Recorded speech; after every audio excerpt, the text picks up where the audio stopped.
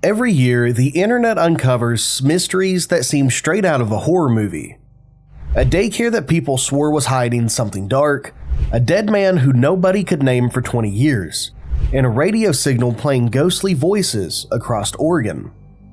These stories went viral, spawning wild conspiracy theories, Reddit investigations, and even real-world chaos. But the truth behind them is somehow even stranger. You ever hear about the daycare that nobody ever seems to see kids going in or out of? The one with neon green walls, purple doors, and windows plastered over so you can't peek inside. That place is called Fun Time Kidz Kare. And its story is where curiosity, rumor, and reality crash into each other.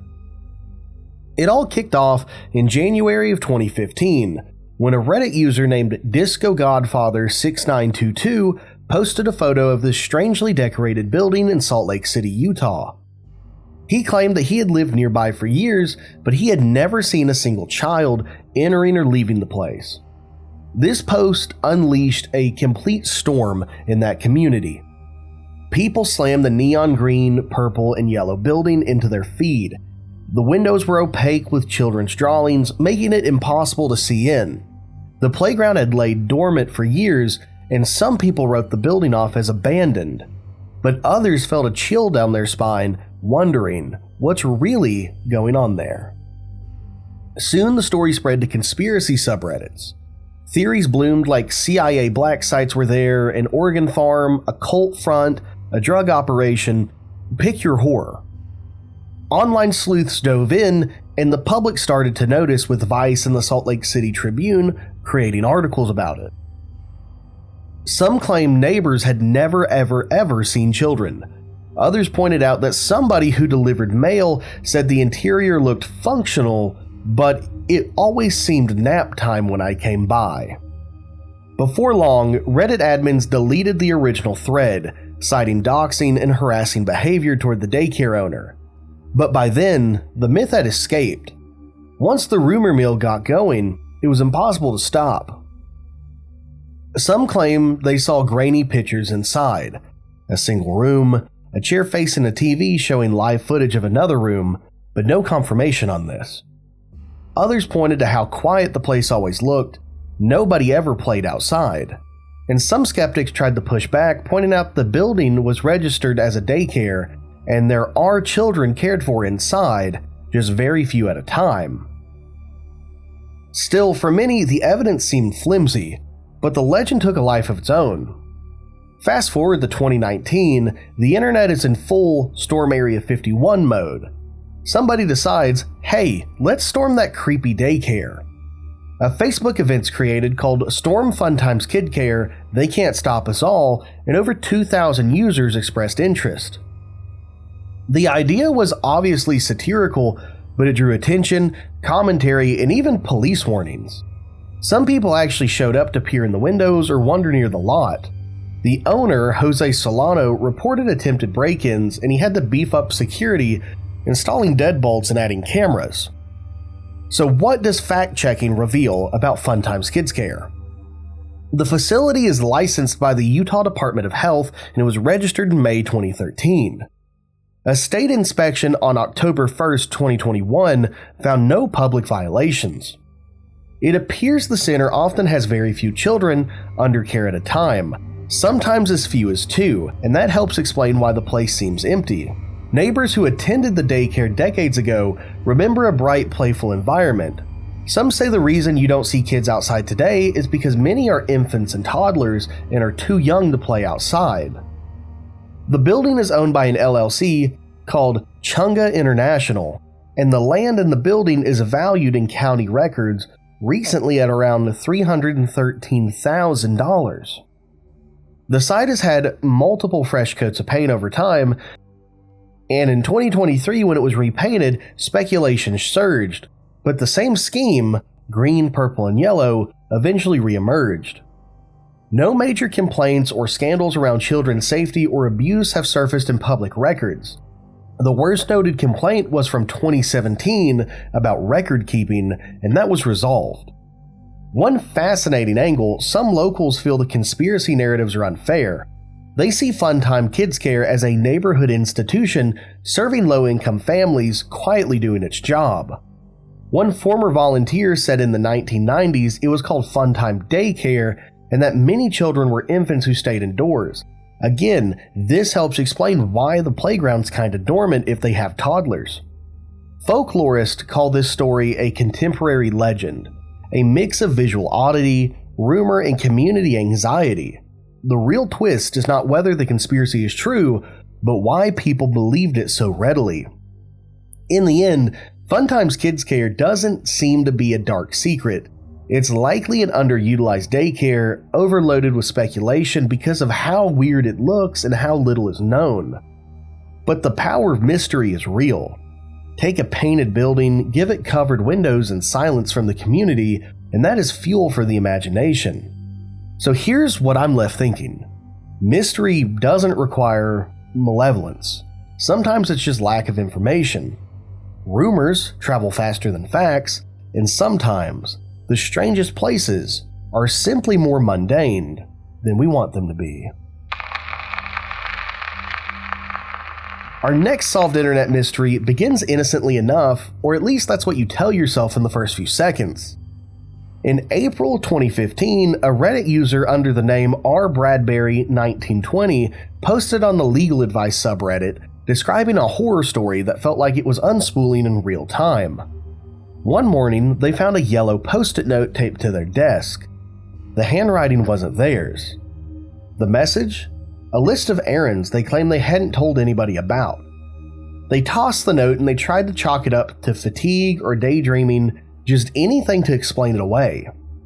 Then on April 19th, a second note appeared, this time stuck to the back of the desk chair. In the same odd handwriting, the message said, "Make sure you saved your documents." There was no sign of break-in either. The Redditor, now disturbed, set up a webcam aimed at their workspace, configured to record motion. On April 28th, yet another note. "Our landlord isn't letting me talk to you, but it's important we do." That night, the webcam footage was gone. The user's computer recycling bin had been emptied as well, something they were confident that they had not done. Then, on May 1st, a final escalation. A blank post-it note appeared on the outside of their door. And eerily, similar blank post-it notes appeared on other doors in the apartment complex. Suddenly, it felt like their entire building was being folded into the mystery. So at this point, Reddit exploded with theories. Some users suspected sleepwalking or a dissociative episode. Perhaps the person was writing notes themselves but just didn't have memory of it. Others suggested the landlord was entering without permission, or worse, somebody else had access.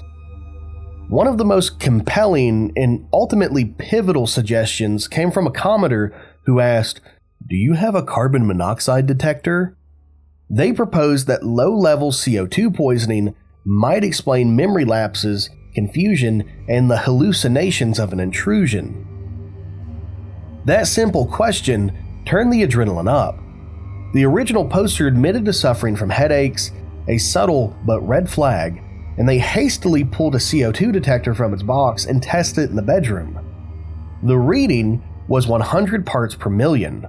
For scale, that's in the danger zone. In a sudden reversal of suspense, the user confessed that most likely they themselves had been writing the notes, but those acts took place in moments they could not remember later. The carbon monoxide poisoning was their silent puppeteer. So either way, what started out as a creeping fear of being stalked became far more terrifying. You could betray yourself without realizing it. Now at the end of the day, you may be asking, why does this story matter? Well, for one, the villain was invisible. Carbon monoxide is odorless, colorless, and silent. It is a danger that you need to look out for. Our minds can betray us. Memory lapses, confusion, disorientation, these symptoms mimic psychological breakdowns, but they sometimes have physical causes. And being an armchair detective on the internet can sometimes matter. A stranger's comment prompted this Redditor to test their own home and potentially save their life. Either way, don't dismiss the subtle things. That headache and that strange sense of something off, small anomalies are often the only clues before total catastrophe.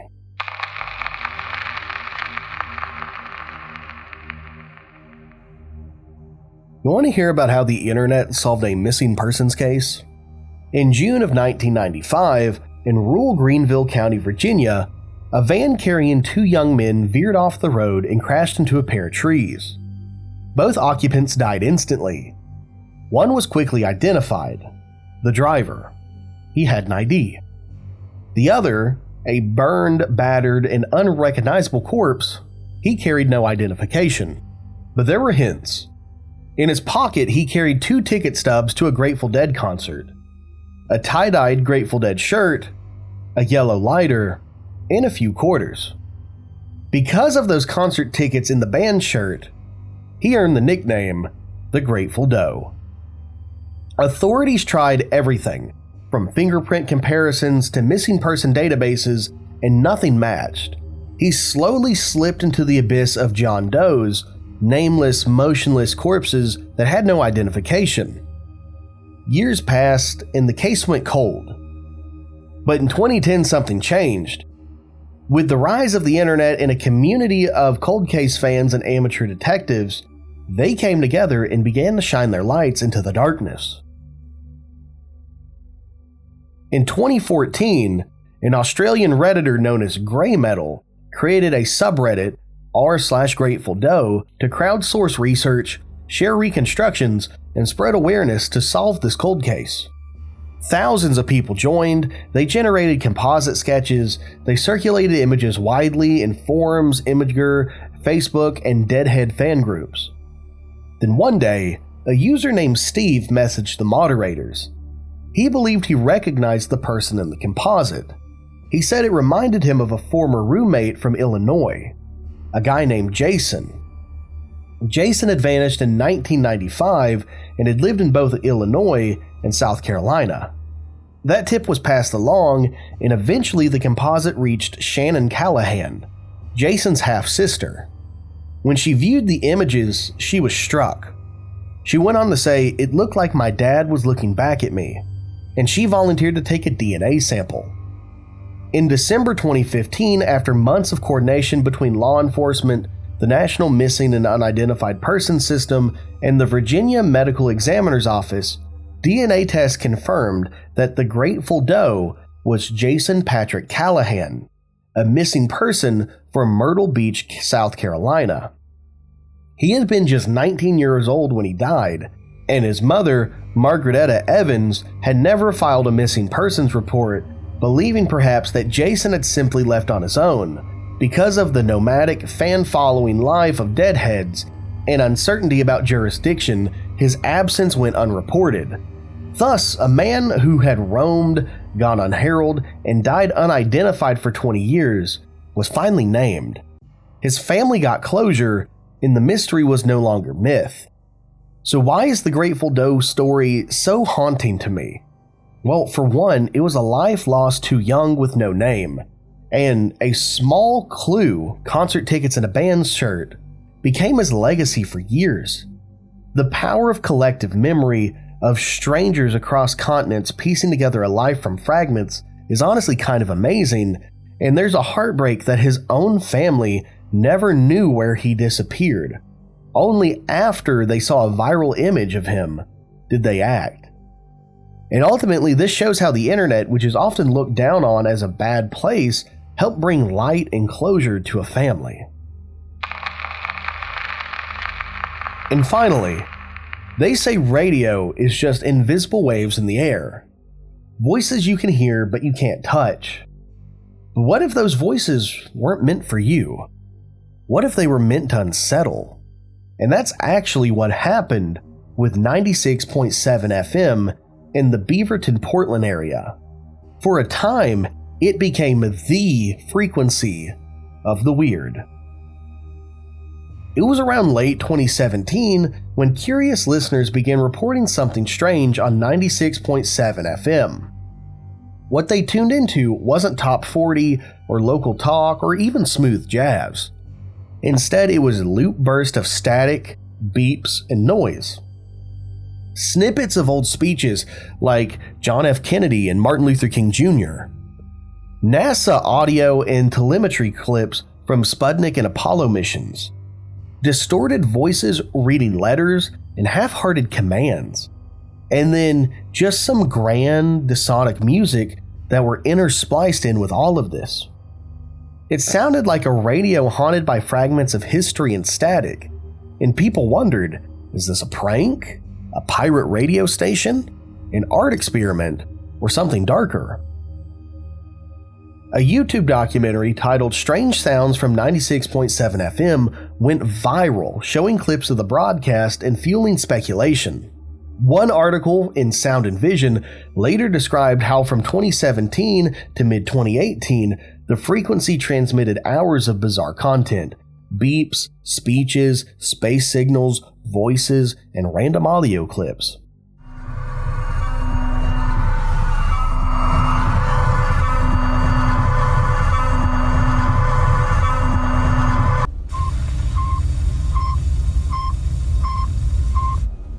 KZRYLP, Portland.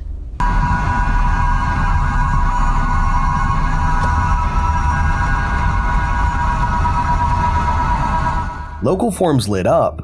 Who runs this? Is this a number station? Is somebody broadcasting secrets? And eventually the puzzle began to fall apart.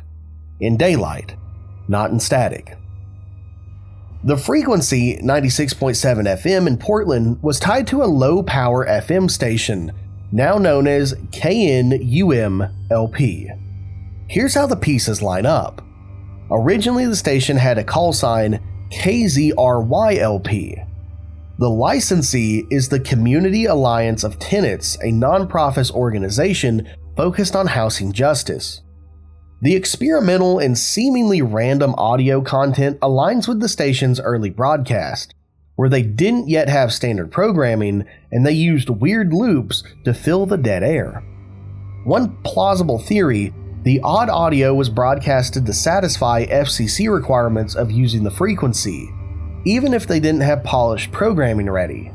In other words, broadcast something weird so you don't lose your license. Over time, the station settled into a conventional format. KZRYLP changed to KNUM-LP and now broadcast mostly rap and hip-hop, branding itself as 96.7 The Numbers. So what started as a mysterious, unearthly static turned out to be a low-power, legally permitted community station experimenting or improvising with early content. This case is a perfect example of how context changes perception. When you stumble across something strange on your radio dial, cut off from explanations, your brain tends to fill the gaps with mystery, conspiracy, or fear. But what this story really shows is legitimacy can hide in strange places. A non-profit LPFM can sound downright creepy before it finds its voice. Weirdness can be intentional. This broadcast oddity may be a strategy to attract attention or to meet regulatory obligations, not necessarily secret codes from spies. And patience in winning often wins over speculation. Communities, researchers, and media trace these signals from eerie to explainable. So what do you think? Which one of these solved mysteries freaked you out the most? Drop your thoughts below because I try to read every comment and your theory might make it into the next episode. If you've enjoyed this video, hit that like button, subscribe, and turn on notifications because there are plenty more disturbing mysteries waiting to be uncovered. My name is John, and this is The Other Side. Thank you for watching. I love you all. Bye. Perfect.